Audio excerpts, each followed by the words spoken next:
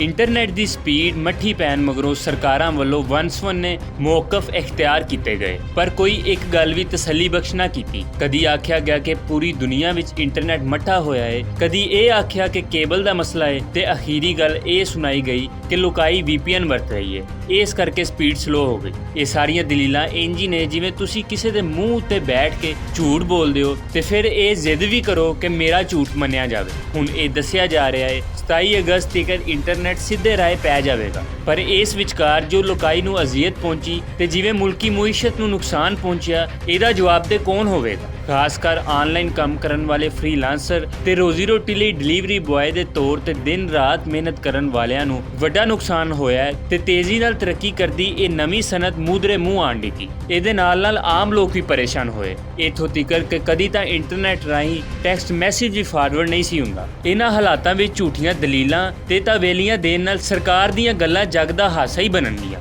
ਲੋੜ ਇਸ ਗੱਲ ਦੀ ਏ ਕਿ ਕੋਈ ਵੀ ਕੰਮ ਕਰਨ ਤੋਂ ਪਹਿਲਾਂ ਮਨਸੂਬਾਬੰਦੀ ਕੀਤੀ ਜਾਵੇ ਤਾਂ ਜੋ ਲੋਕਾਈ ਦੀ ਪਰੇਸ਼ਾਨੀ ਦੇ ਨਾਲ ਕਾਰੋਬਾਰ ਦੀ ਤਬਾਹੀ ਦਾ ਸਬਬ ਨਾ ਬਣੇ।